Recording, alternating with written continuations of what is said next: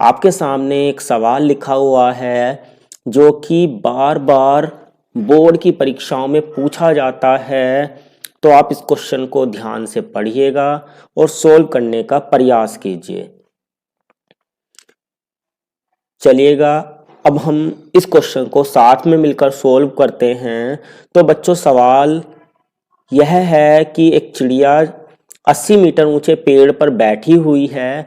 तो एक चिड़िया है जो कि बैठी हुई है एक 80 मीटर ऊंचे पेड़ के ऊपर। पृथ्वी तल के किसी बिंदु से चिड़िया का उन्नयन कोण यानी एंगल ऑफ एलिवेशन 45 डिग्री आपको दिया हुआ है। अभी होता क्या है कि चिड़िया क्षैतिज दिशा में उड़ना शुरू करती है, यानी कि उसकी पृथ्वी तल से जो ऊंचाई है वो क्या बनी रहती है, समान बनी रहती है। और 2 सेकंड बाद उसका जो उन्नयन कोण है चिड़िया का वो कितना हो जाता है, 30 डिग्री हो जाता है। तो आपको बताना ये है कि चिड़िया किस स्पीड से उड़ रही है। √3 की वैल्यू आपको दी हुई है 1.732। तो आइए बच्चों, सबसे पहले हम ये जो आपको डिटेल्स दी हुई हैं उनके अनुसार सबसे पहले हम एक फिगर ड्रॉ करते हैं। तो यहाँ पर सबसे पहले हम बनाते हैं एक 80 मीटर ऊंचा एक पेड़ बना लेते हैं। तो ये हमारा एक पेड़ है, कितना ऊंचा है ये, 80 मीटर ऊंचा। तो पेड़ की ऊंचाई 80 मीटर दी हुई है।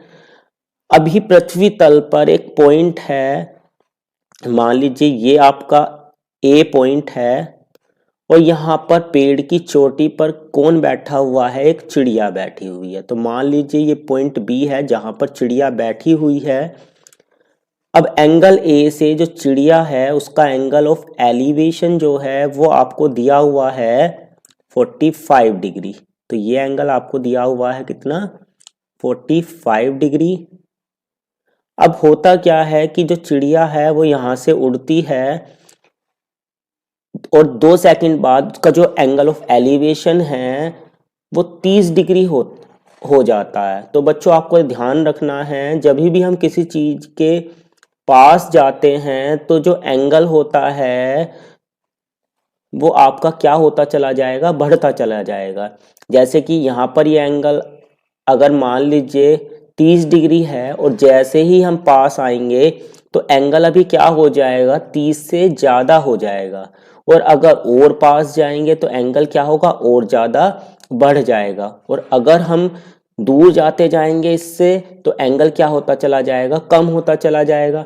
अभी क्योंकि एंगल 45 से 30 डिग्री हो जा रहा है तो ये बात तो क्लियर है कि जो चिड़िया है वो इस पॉइंट से कहाँ जाएगी, दूर की तरफ को चलेगी। यानी कि जो चिड़िया होगी वो इस डायरेक्शन में उड़कर जाएगी। मान लीजिए अभी ये 2 सेकंड बाद कहाँ पहुंच जाती है, पॉइंट सी पर पहुंच जाती है। तो आपको पता है यहाँ पर सवाल से कि ये जो अब एंगल ऑफ एलिवेशन है इसका वो कितना हो जाता है, 30 डिग्री। तो ये आपको एंगल दिया हुआ है 30 डिग्री। इसे हम थोड़ा फिगर को कंप्लीट कर लेते हैं। तो इन पॉइंटों को कुछ नाम देते हैं। मान लीजिए ये वाला जो पॉइंट है वो आपका डी पॉइंट है और ये जो पॉइंट है वो आपका ई पॉइंट है। अभी जितना बी डी होगा उतना ही सी ई होगा, तो ये भी हमारा 80 मीटर हो जाएगा। तो बच्चों, हम मान लेते हैं जो ए डी है वो हमारा x मीटर है और जो डी है वो हमारा कितना है, y मीटर है।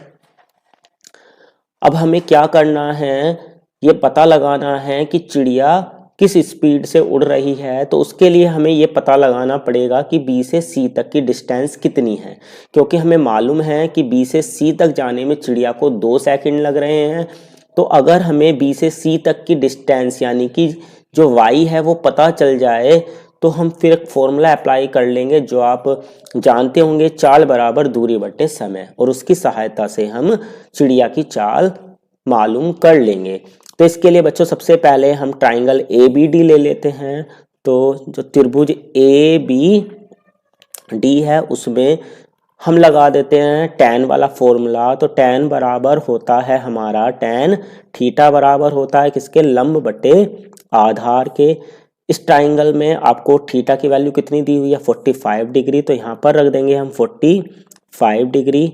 और लंब कितना है हमारे ट्राइंगल में, ट्राइंगल ABD में 80 और आधार है हमारा x। tan 45 की वैल्यू होती है 1, तो 1 इक्वल टू हो जाएगा 80/x के। क्रॉस प्रोडक्ट करते हैं, तो क्रॉस प्रोडक्ट जब हम करेंगे तो यहाँ से हमारी x की वैल्यू कितनी आ जाएगी 80 मीटर निकल के। अभी हम ले लेते हैं बड़े वाले ट्राइंगल यानी ट्राइंगल ACE में। तो त्रिभुज ACE में यहाँ पर भी सेम यही फॉर्मूला लगाते हैं, tan थीटा इक्वल टू लंब बटे आधार। तो यहाँ पर आपका जो थीटा है वो है 30 डिग्री और लंब कितना है 80 और आधार जो है वो आपका हो जाएगा A से लेकर E तक, और A से E तक की जो वैल्यू है वो बराबर होगी किसके, x प्लस y के। tan 30 की वैल्यू होती है हमारी 1/√3, 80 एज इट इज, और x की वैल्यू यहाँ रख देते हैं जो अभी हमने फाइंड आउट करी है 80 मीटर, तो 80 प्लस y। यहाँ भी हम क्या करते हैं क्रॉस प्रोडक्ट कर देते हैं, तो 80 प्लस y इक्वल हो जाएगा हमारा 80/√3 के। अब y की वैल्यू निकालने के लिए इस 80 को हम ले जाते हैं दूसरी तरफ, तो ये हो जाएगा हमारा 80√3 माइनस का 80, यहाँ से 80 आ रहा है हमारा कॉमन, तो 80 कॉमन आ गया, तो बचेगा हमारा कितना √3 माइनस का 1। √3 की वैल्यू आपको गिवन है 1.732, तो ये वैल्यू हम यहाँ पर रख देते हैं। अभी इसको सिंप्लीफाई करते हैं तो ये हो जाएगा हमारा y किसके बराबर हो जाएगा 80, और इनटू में 1.732 में से 1 को माइनस करेंगे तो बचेगा हमारा 0.732।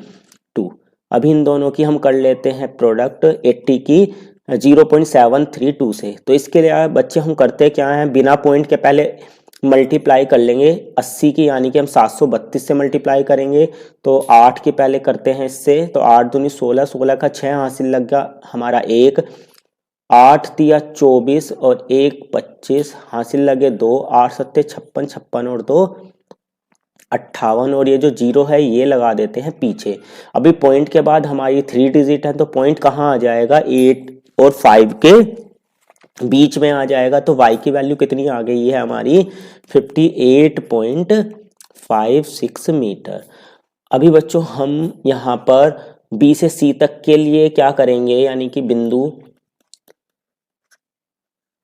B से C तक के लिए, तो जो बिंदु B से C है उसके लिए हमें क्या क्या पता है, समय पता है कितना है हमारा 2 सेकंड, और हमारी जो दूरी है वो कितनी आ गई है 58.56 मीटर, और हमें चाल मालूम करनी है। तो अभी आपको बताया भी था वीडियो के शुरुआत में कि चाल बराबर किसके होता है, चाल बराबर होता है हमारा दूरी बटे समय। तो दूरी आ गई है हमारी कितनी 58.56 और समय है हमारा 2 से इसको डिवाइड लगा देते हैं, तो 2 दूनी 4, 2 नीम 18, पॉइंट का पॉइंट एज इट इज, और 2 दूनी 4 और 2 अट्ठे 16, यानी कि जो चिड़िया है उसकी चाल कितनी निकल के आ गई है 29.28 मीटर पर सेकंड। तो उम्मीद करता हूं बच्चों आपको ये क्वेश्चन समझ में आ गया होगा। तो एक बार दोबारा से इस क्वेश्चन को हम क्या करते हैं, इसके सॉल्यूशन को रिवाइज कर देते हैं। तो बच्चों इस क्वेश्चन में ये कहा गया था कि एक चिड़िया है जो कि एक 80 मीटर ऊंचे पेड़ पर बैठी हुई है, तो ये हमने मान लिया था पेड़ जिसकी ऊंचाई आपको 80 मीटर गिवन है, और एक पॉइंट है आपका जमीन पर, उससे चिड़िया का जो एंगल ऑफ एलिवेशन था उन्नयन कोण था वो 45 डिग्री दिया हुआ था।